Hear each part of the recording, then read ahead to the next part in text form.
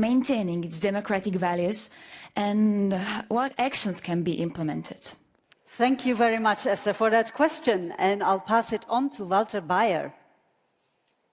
Yes, first of all, my sympathy and my solidarity to the people of Slovakia. This is a horrible incident. Secondly, there can no be any compromise with the far right and its agenda. We must prevent these people from coming to power, and that's why I was really shocked, Mrs. von der Leyen, hearing you in Maastricht saying it depends on the outcome of the elections whether you will go in coalition with them or collaborate with them. And at the same, I must say, Mr. Gotze, I'm shocked by that, what I hear from the Netherlands. It cannot be that liberal parties ally with the far right. But secondly, I strongly believe that the core of the problem of the far right is the social question. And unless we give dignified lives, decent housing and secure jobs to the people, we will not be able to defeat the far right in Europe. Thank you very much. Mr. Gozzi, the same question for you. You may want to react also to what Mr. Bayer said. Well, I would say, don't stop me now. Meaning? You know the famous song by Queen. No, don't stop the EU now. Now it's time for a deep and bold reform. We must revise the treaty. We must revise the treaty to unify the continent. We must revise the treaty because we must be much more effective in protecting the rule of law. Because that's our best answer to the extreme right. We must ensure to our citizens that even if their government violates fundamental rights and rule of law, we stand by the citizens and we stand against that government. And we have also to start to build up this European political space. Today is great. This debate is a transnational debate, but we don't have transnational list. We cannot elect directly the President of the European Union. In 2029, this debate must be with transnational list and with the election of the President of the European Union. Thank you for that, Mr. Gozzi. And Ms. Reintke pulled up a card. I'm sorry to say, Mr. Gozzi, but I cannot let you off the hook so easily, because I think that what we have seen in the Netherlands is not only that now there is a potential government, but also already in the election campaign, when VVD was not excluding anymore that they would go into government with Geert Wilders, that the far right went up in the polls. So they have a responsibility for this. And honestly, you cannot just tell us that you are going to solve this after the election. Have an extraordinary group meeting and expel VVD from your group. I know that Renew is committed to the European project, so send a very clear signal now and make reality and say it has consequences when member parties of our group go into coalitions with the far right. Thank you for that message. Mr. Bayer, you pulled up your last card. Yes. I think, first of all, it's about that what you're doing and not what you're saying. But secondly, the problem actually is we must not include the agenda of the far right in the public discourse. And we will come to this later when talking about migration. To a large extent, the established parties have accepted the arguments of the far right that migration is a problem. But the problem is not migration, the problem is the far right. And we have to defeat the far right, not by including their arguments. We have to counter them. Okay, Mr. Gozzi, you've been singled out, so I'll give you a right of reply. 30 seconds. My track record is very clear. I stand for migration rights. I stand for LGBTQ rights. I stand to fight the rule of law. I fought for rule of law since I was in government in 2014. I respect the procedure and I respect the election. There is no government in the Netherlands, and now as Renew Europe, we are concentrated on the 9th of June to win this election, and Valérie Hayer, our president of the group, has been very clear. On the 10th of June, we will have a clear debate, and we will discuss democratically, like any group should do. Certainly, it won't take us years to decide about this, like it took years to the EPP on Orban, like it took years to the Socialist Party Time is up, on Robert Fico. Mr. Gozzi, so I have to stop you here. But thank you for that. Let me just tell you that both Ms. Reintke and Mr. Bayer have played out all their cards. Mr. Gozzi, you are left with 1, Mr. Schmidt with 2, and Ms. von der Leyen with 1. Martin, over to you. Thank you, Annelies. Democracy and leadership, something really important for the future of this continent. And for the future of this continent, youth is even more important. So let's talk to one of their representatives here. Ioannis from Cyprus. He's another first-time voter on our panel. He's 18, currently doing his mandatory military service, of course not now. And he is with us here in the European Parliament. Ioannis, please, go ahead. Kalispera, good evening. We are going through a period characterized by great challenges with wars, geopolitical tension and economic crisis, combined with intensifying inequality, waves of migration, rise of the far right as mentioned before, and of course the climate crisis. So my question is, are the current institutions of the EU able to deal with such a complex mix of challenges? Thank you, Ioannis. Thank you. And this question goes to Mrs. Reinke. Kalispera, thank you very much for the question. I think that if we want to build a European Union that is fit for the 21st century with the challenges that you have rightfully named, we have to improve the way that we are deciding on things in the European Union. The pressure has increased on being fast, on being ready to act, and for that we need to have a stronger European Parliament. We need to have own resources, because it is absolutely true. We get more and more tasks on the European level, but we do not have the funds to actually put things in place.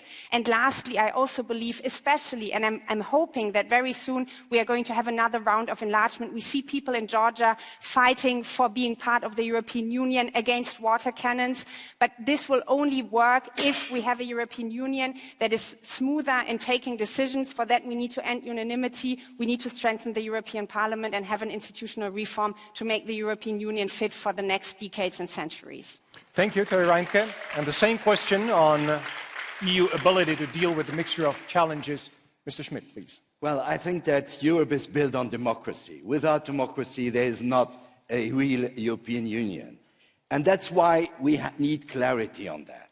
And I ask Mrs. von der Leyen, please bring clarity. You have mentioned 3 red lines. The first was about the pro-Europe. I wonder, what is pro-Europe for you? Because I heard Mrs. Meloni at this Madrid conference making a speech, and I cannot imagine that her idea of Europe is the same you have. But we need clarity. The same thing applies to pro-rule of law, and this is essential. Without pro-rule of law, there cannot be a union, because we have to trust each other. We have to trust our institutions. And that's why we see that in Hungary and so on, there is no pro-rule law.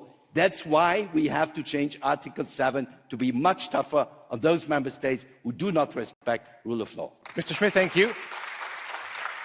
It might be quite interesting, because I asked you on the red lines with the same way when we were talking in the spotlight section with no clear answers. So let's see if Mrs. von der Leyen has clear answers to this. Please. Yes, very clear answers. We just heard very eloquently from all candidates that the European Parliament is being built after the elections, the different groups, and the formation of the different groups. And therefore, I think it is very important to set a very clear principles. With whom do we want to work? With members of the European Parliament that are not only one thing, but have 3 criteria. The first is pro-Europe, the second is pro-Ukraine, that is anti-Putin, and the third is indeed pro-rule of law. And if you look at, for example, Rassemblement National, or AfD in Germany, or if you look at Возрождение, or Konfederacja in Poland, all these may have different names and different principles, but they have one thing in common. They are friends of Putin, and they want to destroy our Europe, and we will not allow this to happen. Thank you. Thank you very much for that. Let's widen the scope again and bring in some of our friends in the 26 other cities that are accompanying this debate from afar. In Berlin, for example, we have people gathered to follow the debate that is taking place on this stage. Let's hear them ask their question. Go ahead, Berlin. Schönen guten Tag aus Berlin in Deutschland. My name is Ines Arland. I'm working for Phoenix today. It's an important day today. That's Constitution Day. The Grundgesetz turns 75. This is special for us, and we have a lot of people here around to watch the party, and we have, this is all about democracy, also a first-time voter. We have Paul Peissert with me. Paul, you have a question to the panel. Of course I do. Talking about leadership and democracy in the EU, how are you going to make sure that all countries who are part of the Union are being carried along when it comes to new pacts and regulations? Attempts to have common policies on controversial topics like asylum policy have miserably failed in the past. So what needs to be done to make sure countries implement policies that have been agreed on by the majority, even if they individually might have campaigned heavily against it? Thank you very much for that question, dear Berlin. So, actually, Ms. von der Leyen, this is a question for you to answer. Yes, we have means and possibilities in the European Union to make sure that what is agreed at the European level is implemented. For example, the infringement procedures. And these are binding. Or we have the conditionality mechanism if, for example, a member state does not abide to the rule of law. You might recall that we had to be very tough on Poland and held back 135 billion euros because the former government did systematically destroy the rule of law in Poland. With the view on Hungary, we have the same situation, that there are steps that Hungary has to do to reinstall the rule of law. If not, the money stays frozen. So we have the means, and these are binding means that we can apply. But of course, we want the countries to come back to a better path. So if there is a change to the positive side, then we can release the money. But the European Union has the means to make sure that the law is implemented. Thank you very much. Thank you. Thank you for this section on democracy and leadership. And Mrs. von der Leyen, please join Annelies in the spotlight section across the stage.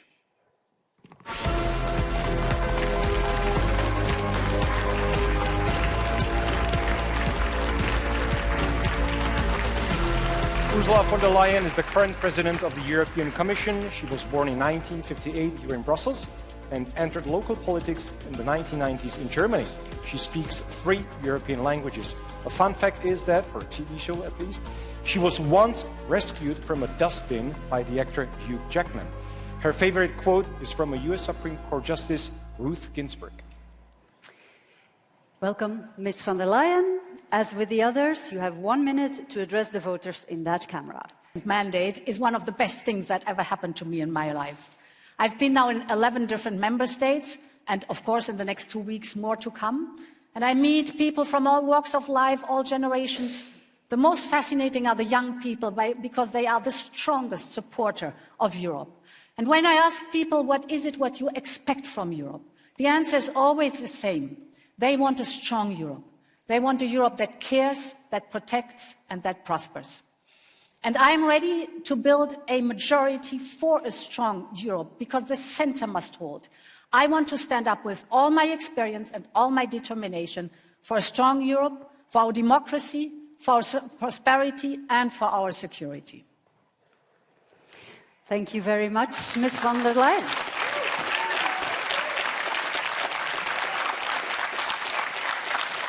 It's interesting to see you were repeatedly asked the same question. Mr. Schmidt reminded you of 3 criteria you put forward, being pro-European, pro-rule of law, among others. The question is, does Ms. Meloni, Prime Minister of Italy, and her party meet these criteria, according to you? So I have been working very well with Giorgia Meloni in the European Council, as I do with all the heads of state and government. This is my task as President of the Commission. Now, the topics we're going to offer, there we're going to see whether those who are pro-European, and she is clearly pro-European, against Putin, she's been very clear on that one, and pro-rule of law, if this holds, and then we offer to work together. Okay, so then you offer to work together, even if some of your current partners in the Commission say that's a red line, we may not support your candidacy for the European Commission presidency. We have to build a majority in the European Parliament for all the topics to bring Europe forward, to have a strong Europe. And as we know, the European Parliament is very different from national parliaments. It is not as such that the group votes unanimously, but you have some who vote for the law, some against, some abstain. So it is always that you come with an offer, And this offer is for those who want to bring Europe forward. And this is exactly what I'm planning to do, actually, which I have done this mandate too. Okay, because at the very beginning, there was not a clear majority at all. No. And for example, if you take the climate law... But just to make sure that I understand you correctly, you are preparing to work together with the ECR. That's not what I've said. I want to be very clear, this is not what I've said. Okay. I'm speaking about members of the European Parliament. I want to see where they group themselves. And then we work with the groups that are clearly pro-European, pro-Ukraine, against Putin, and for the rule of law. Just to double check, Ms. Maloney's policies on LGBTQI+, for example, I'm not speaking of groups, I'm speaking of parliamentarians. That will go to different groups. And we will see, as we have seen with the discussion of the candidates, that it's not clear how the different groups will be composed and how they will settle themselves. And therefore, you have to choose principles and be very clear on these principles. Let me give an example Very briefly, because I have one more question for you. I want to give one example for majorities to build. At the very beginning, the climate law was existential for the European Green Deal. The Greens did not vote with us because they wanted more. Okay, that's their decision. But we would not have had a majority if I would not have built a broad majority within the European Parliament. And this is how the Parliament works. Clearly. Thank you, Mrs. von der Leyen. Last question for you. This week, several European countries recognized the Palestinian state. From the very quickly, looking back, do you members and partners? No, I think that it was absolutely necessary to acknowledge the horror that happened on the 7th of October. And this should never happen again, never again. But it is true that we have to do everything possible to protect civilian life in Gaza. We have been speaking about it, everything possible. You're calling for a ceasefire? Absolutely. Am I calling for a ceasefire and the release of the 128 hostages that are still in the hands of Hamas? So very clearly, it is true that the European Union has the member states have different objectives in this case, but we're all behind the two-state solution. So let's work for that, because this is the only solution that will bring peace to the region. Thank you, Mrs. von der Leyen.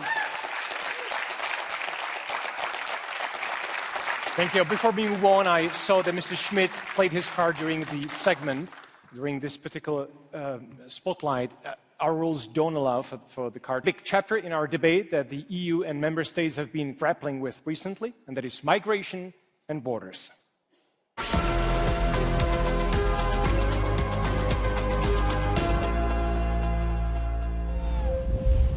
Migrants arriving on Europe's shores have provided some of the defining news images of the past decade.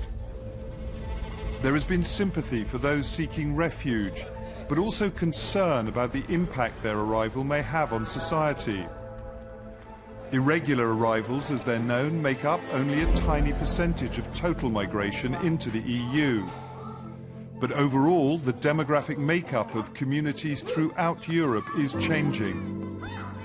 Many voters are looking for political leadership on the issue, and some are turning to anti-immigration politicians for solutions.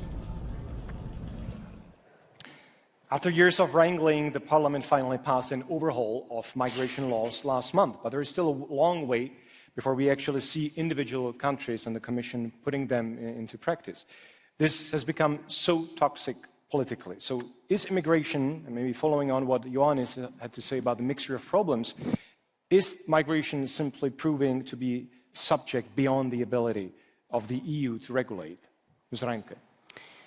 I think migration is a topic where we can clearly see that having toxic populist debate is not going to help us find solution.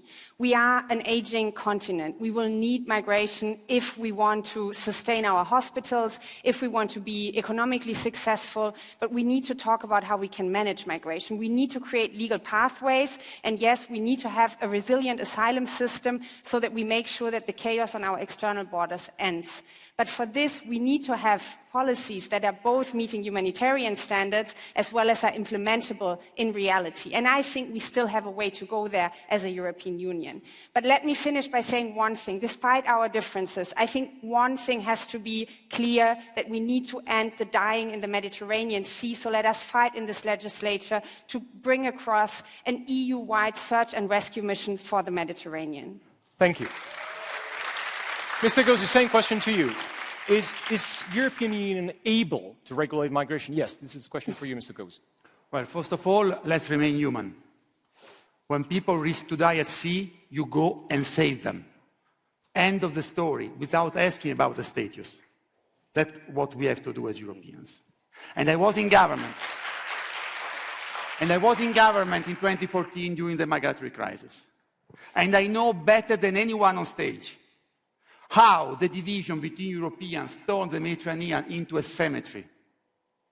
And I can assure you all that if back then we had the new Asylum and Migration Pact, we and the asylum seekers would have been much better off. But now we have also to open the new chapter, legal economic pathways. We need to work on the economic migration. We need to have European economic quota to satisfy our labor needs and to better cooperate with the country of origin. So yes, Europe can take back control. And let me remind you that Ms. von der Leyen still has one card, Mr. Schmidt two, and Mr. Gozzi has one. The other two have played all their cards. Now, the impact of migration is different in every member state of the EU, although many concerns, of course, are shared among them. Now, let's turn to one of the outer borders of the EU, to Greece, and hear what their question is regarding this issue. Καλησπέρα από Ελλάδα. I am Cleo Nikolaou from the Greek public broadcaster, ERT, and I am here with many young Europeans. Among them is Athina Fatsea, a young European, a translator, and a member of a European think tank that is going to ask the question. I would like to ask you what concrete step would you propose to take at the EU level to enhance the integration of migrants, fostering social cohesion and minimizing potential tensions in countries that are getaways for migration, like Greece. Thank you. Thank you very much for that question. And it's yours to answer, Mr. Bayer. Social security, education, integrating people in the working process. But let me answer in a very personal way to this discussion on migration. I never met my grandma because she died in Auschwitz. And she died in Auschwitz because in 1938, the so-called Western democracies failed to open borders for the refugees. Shame on them.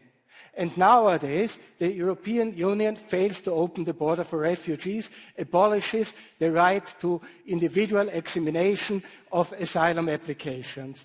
And I say this dignity and respect their human rights. Thank you, Mr. Bayer.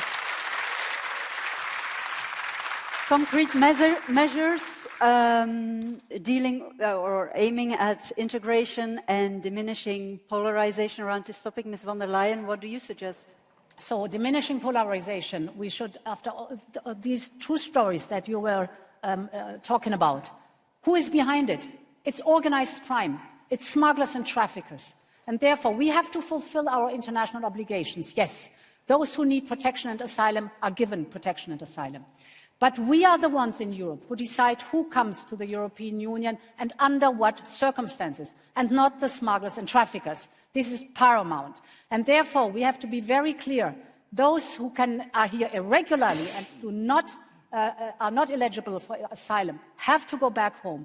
But we need legal pathways for safe and secure ways to come to the European Union. And last year, 1 million asylum applications were in the European Union, but 3.7 million migrants came legally to the labor market. Well integrated, that works. Thank you very much, Ms. von der Leyen. And no one else pulls up a card, so it's over to you, Martin, for the next Thank you, Annelies. Our next first-time voter is the oldest of our group. He's 31. I hope he doesn't mind us saying that.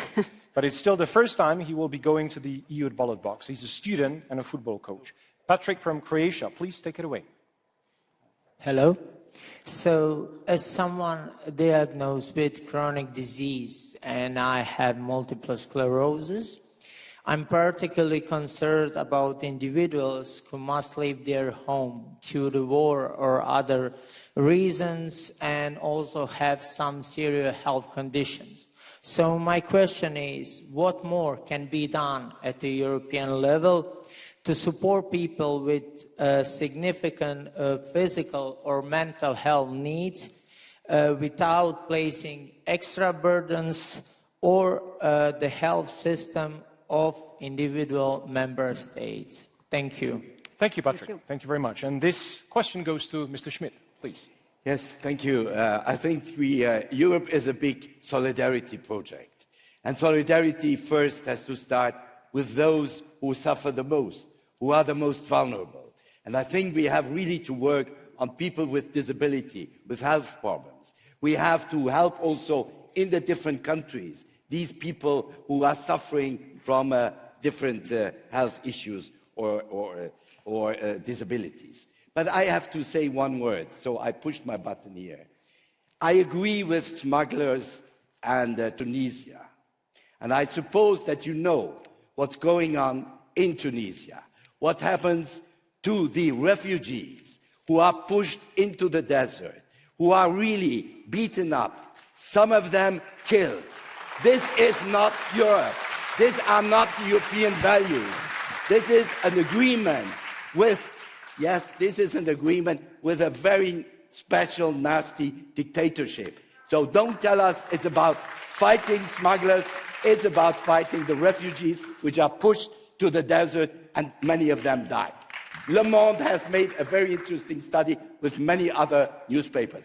And this is the problem with these agreements, Thank you, which Mr. I Schmidt. do not agree with. Thank you for your answer. Mr. Gozzi, you're playing your card now. No, but I listened to Nicolas and I fully agree about this bit, about Tunisia. We fully agree, but I would like to understand, Nicolas, where do you stand as socialist? Because, you know, we have voted Asylum and Migration Pact here in this parliament. And two delegations of the big countries who are the most affected by migration, Italian delegation in the Socialist Party and the French delegation in the Socialist Party, voted against.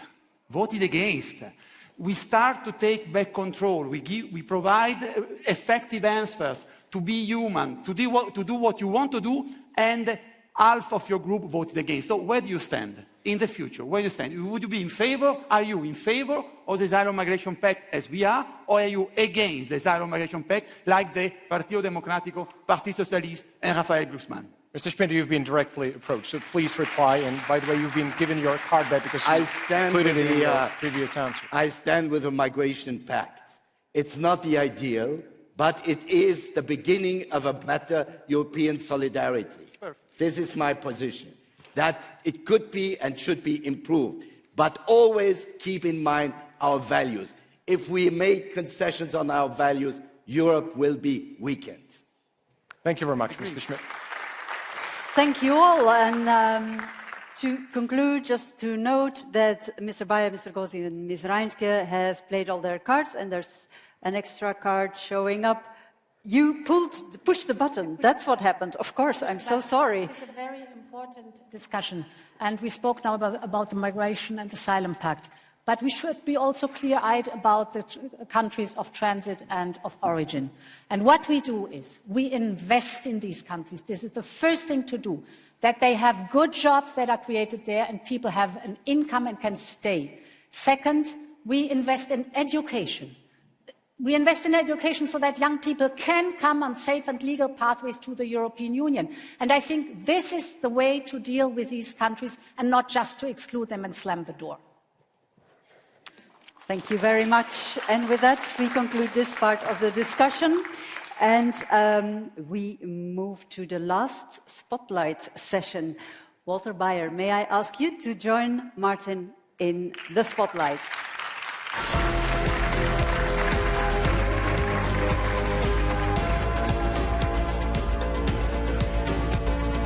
Walter Bayer entered the world in 1954 in Vienna, Austria, the same city where he currently lives. He is fluent in German, French and English and started in politics by joining a student union in 1977. His team says he likes chocolate as much as he likes workers' rights. And he chose a quote from a famous Portuguese revolutionary song. Mr. Bayer, I think you know the drill by now. Just to make sure we follow the same structure, you have 1 minute to appeal to your voters with no interruption. I'm from a Viennese working class family, and I'm proud of that. I grew up in very humble conditions. My parents had to sacrifice even to send me to secondary school. So I know what social inequality look like. And that's why I want to change this. I know that many of you also have difficulties to sustain their lives with high rents, with precarious jobs. We think this is unfair, this is unjust, this is neoliberal capitalism. We want to change this system. We want to put people before profit, put the planet before profit. And if you join this, I call you to vote for the left.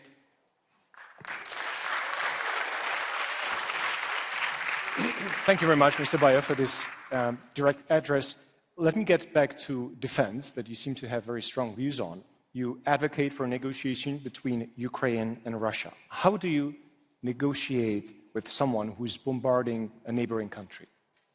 First of all, we are for a ceasefire, and we want that the European Union plays a political role in finding a solution, a diplomatic solution, because I don't see a solution for the conflict taking place on the battlefield. But do you think that Russia is interested in diplomatic solution?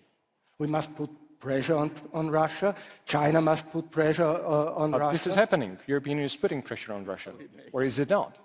Obviously, the European Union does not take any effort in mediating a political solution, trying to find a diplomatic solution. After 500,000 deaths, when will this end? We must put an end to this terrible war in order to create a safe and prosperous Ukraine in the future. Let me get to another very important point. You oppose NATO expansion.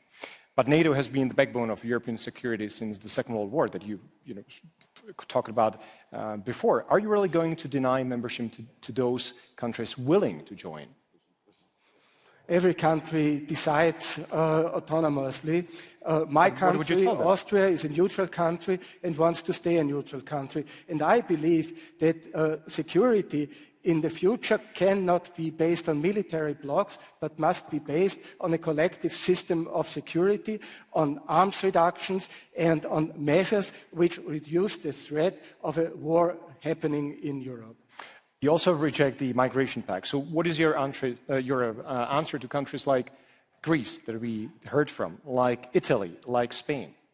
Of course, a fair distribution of the incoming migrants. And I'm opposed to the migration pact, amongst other reasons, because it is against human rights, but because it allows states who are not ready to receive refugees to pay money for what?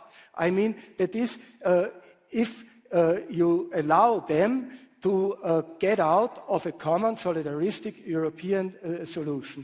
By chipping in, by giving money for the solution. What is the moral of this? I don't do the right thing, but I give money in order to be allowed not to do the right thing. But so if you're in favor of door opening to migrants, are you not helping your political rivals?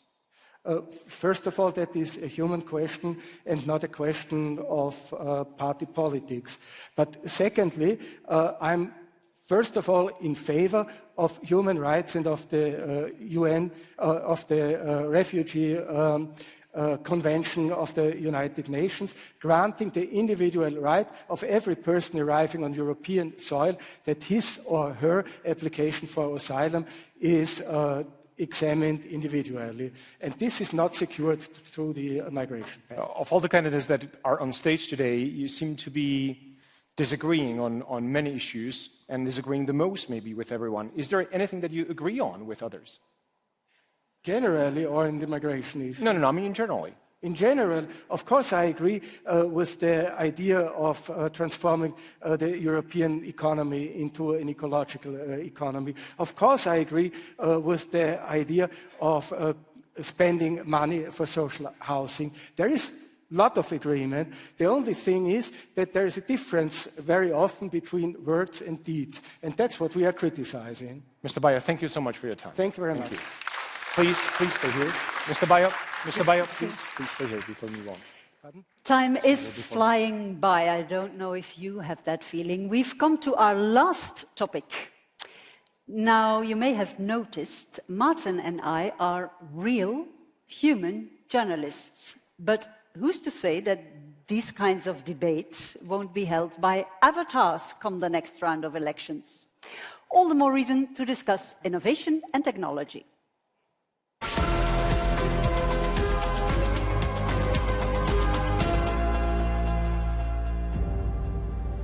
Social media and the internet, and now artificial intelligence, are revolutionizing our world. But it is a revolution where American software and Chinese hardware are so far proving dominant. The EU has been at the forefront of attempts to regulate with its Digital Services Act and other legislation. But with disinformation from Russia and others on the rise, the risk for Europe is that it continues to play digital catch-up, while the real control, profits, and power remain elsewhere. And here we are again. The idea behind this debate is to bring in as many concerns and questions as possible from across Europe. And across EU countries, our public broadcaster colleagues have helped us make that possible. And there they are. For this section, let's turn to Romania and hear what they would like the candidates to address. Hello, Bucharest. The floor is yours. Hello, Europe. Hello from Bucharest. I am Ramona Avramescu. We are watching the debate here in our studio at the Romanian television with this young and very Euro enthusiast crowd. With me is Theodor. He's a young computer specialist, and he has a question for the candidates. Theodor, please. Hello, this is my question. The EU is a front runner in regulating the AI sector.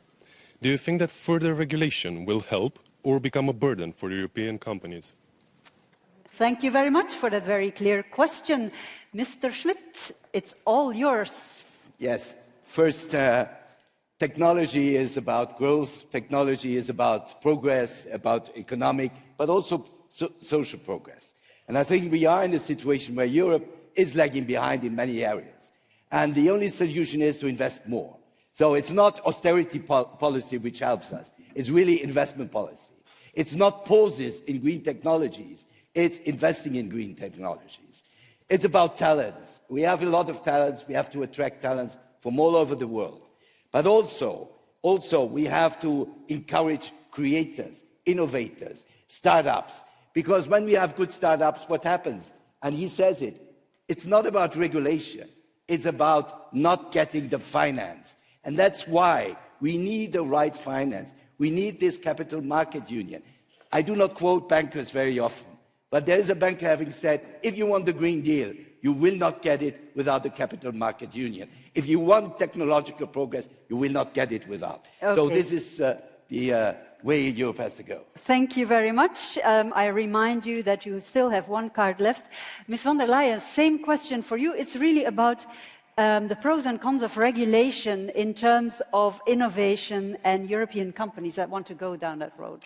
Yes, we have been very careful in our AI Act and in the Data Act, for example, that we enhance growth and all these fantastic ideas and opportunity that, for example, artificial intelligence brings.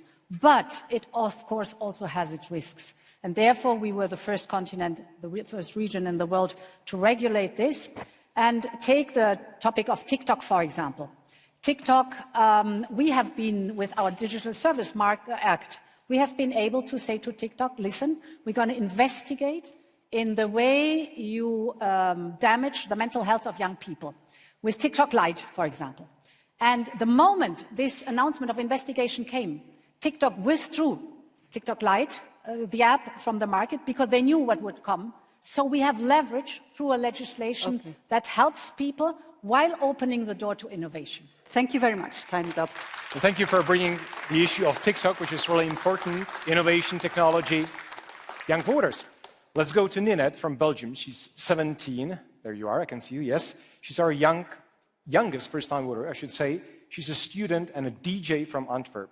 Ninette, your question, please. We have seen the rising popularity of TikTok and the concerns about data security and its influence on youth.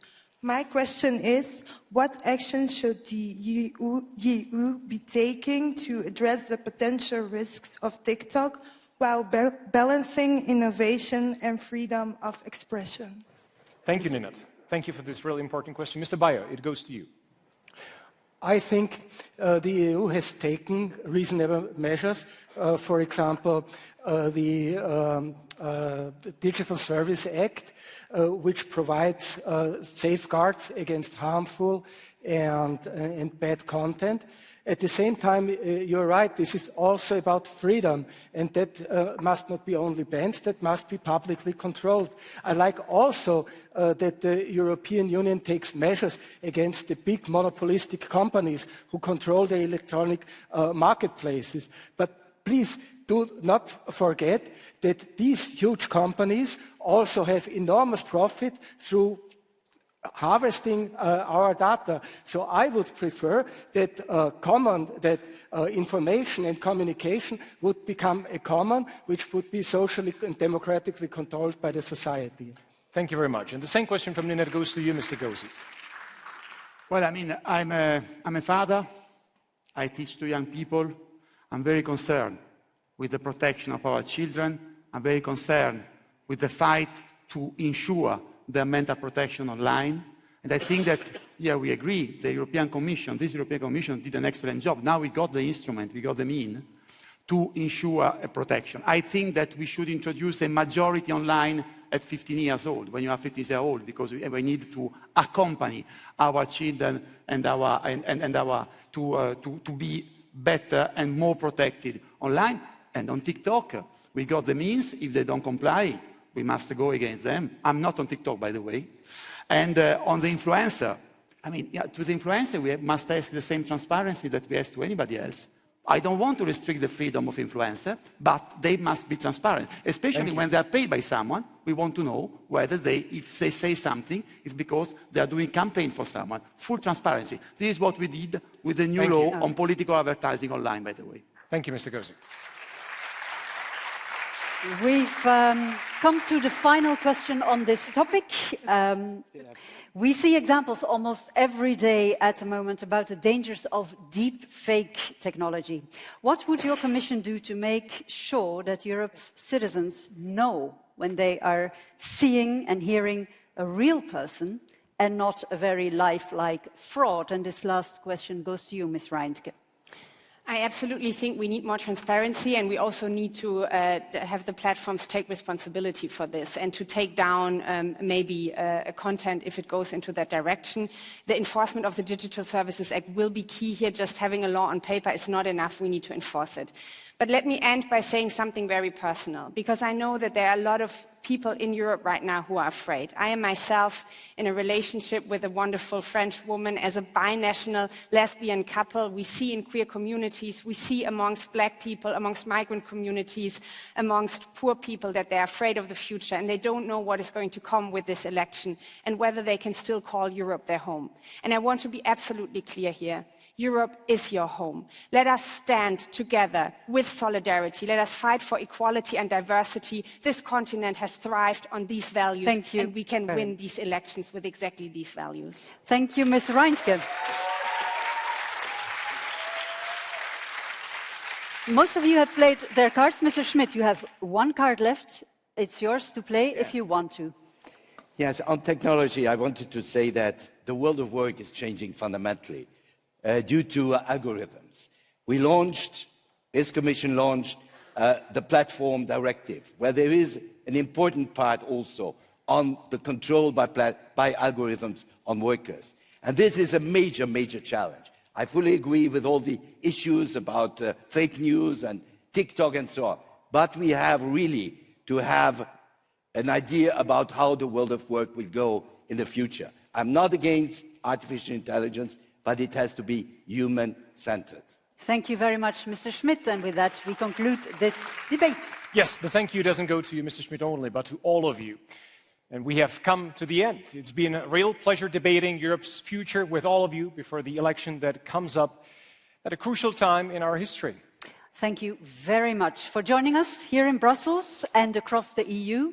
Thank you to everyone who put in questions from all over Europe, and thank you too to the first voters present here. And last but not least, of course, thank you to the candidates for taking part in this debate.